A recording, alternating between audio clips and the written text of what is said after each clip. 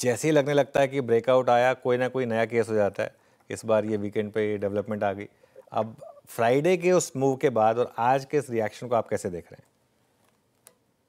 जी good morning अनुज जी। Yes, थोड़ा I think Nifty के अंदर जो ये बैक एंड फोर्थ एक्शन है, 5 हफ्ते से ऊपर हो गए और निफ्टी ने एक तरह से रेंज को अभी तक निकाला नहीं है। क्लियरली आई थिंक इतना खराब नहीं है जितना ओवरऑल वीकेंड पे एक्सपेक्ट कर रहे थे, और ओवरऑल चीजों को देखकर ऐसे ही लग रहा है कि आज का सेशन में आई थिंक पूरा मार्केट एक तरह से डाइजेस्ट कर लेगा, और कल से आई थिंक निफ्टी के अंदर थोड़ी स्टेबिलिटी आ सकती है। और ओवरऑल हमें लगता है कि जियोपॉलिटिकल मामलों को प्रेडिक्ट करना और एक तरह से कहीं ना कहीं उसको लाइक एनालाइज करके एंटिसिपेट करना काफी डिफिकल्ट है। तो एज अ स्ट्रैटेजी हम क्लाइंट्स को गोल्ड में एक्सपोजर बढ़ाने की राय दे रहे हैं। इनफैक्ट गोल्ड 20 का जो ईटीएफ है उसको बाय करने का रिकमेंडेशन रहा है पिछले वीक में हमारे क्लाइंट्स को।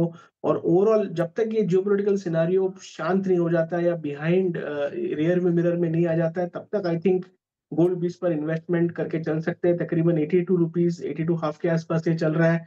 75 के शॉप लॉस से बाय करने की राय, और तकरीबन 90 से लेकर 100 रुपए तक का अपसाइड हमें लगता है कि आने वाले 3 से 4 महीने में गोल्ड 20 में देखने को मिल सकता है। इसके अलावा आई थिंक ओवरऑल मार्केट के अंदर लीडरशिप लैकिंग है। थोड़ा एक रिलायंस ने कोशिश जरूर की थी ब्रेकआउट देने की फ्राइडे के सेशन में, लेकिन आज वापस रेंज के अंदर वापस आता हुआ, तो रिलायंस का एक सेटअप मुझे लगता है कि इंक्रीमेंटली हमें रिलायंस लीड करता हुआ दिख सकता है। शायद आज नहीं, शायद आने वाले 2-4 सेशन में। लेकिन जो स्ट्रक्चर है पिछले तकरीबन 1-1.5 महीने का जो स्ट्रक्चर है, वो यही इंडिकेट कर रहा है कि रिलायंस तैयारी कर रहा है तकरीबन 1500-1520 के लेवल्स तक जाने की। तो एक शॉर्ट टर्म ब्रेकआउट रिलायंस के अंदर देखने को मिल सकता है। और थोड़ा बड़ा व्यू भी ले तो मुझे लगता है कि जो सेटअप है रिलायंस का काफी मजबूत है, 1550 तक के भी लेवल देखने को मिल सकते हैं।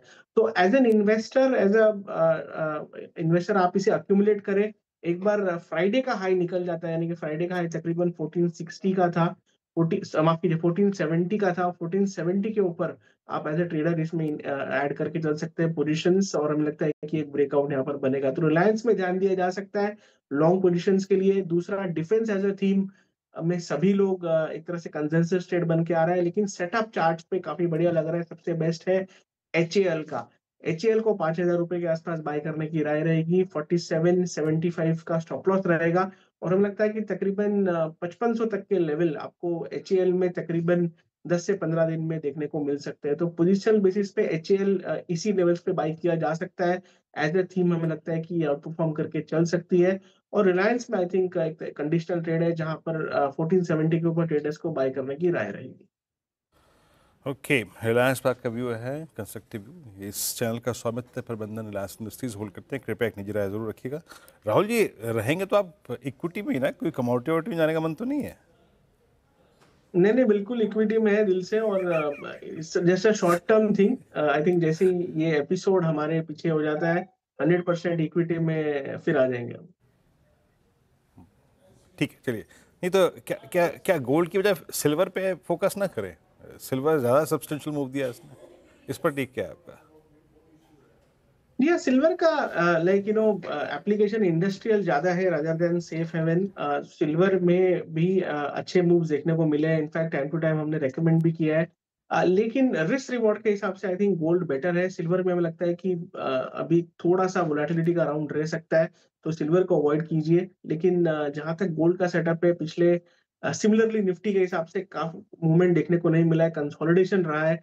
और हमने हिस्टोरिकली देखा है कि जब जब ग्लोबल अनसर्टेनिटी बढ़ती है, जब जब ऐसे वॉर वाले एस्केलेशन आते हैं, तो गोल्ड के प्राइसेस में हमें एक तरह से अप देखने को मिलता है। तो एज अ हेज इसे बाय कीजिए। आउट एंड आउट बाय नहीं है, लेकिन एज अ हेज पोर्टफोलियो में अपना एक्सपोजर जो है यहाँ पर बढ़ाने की राय है। ऑल राइट, राहुल जी, बहुत बहुत शुक्रिया आज हमारे साथ जुड़ने के लिए। थोड़ा समय आज कम रहा हमारे थैंक पास, यू। वरना और बात करते। इस शो को यहीं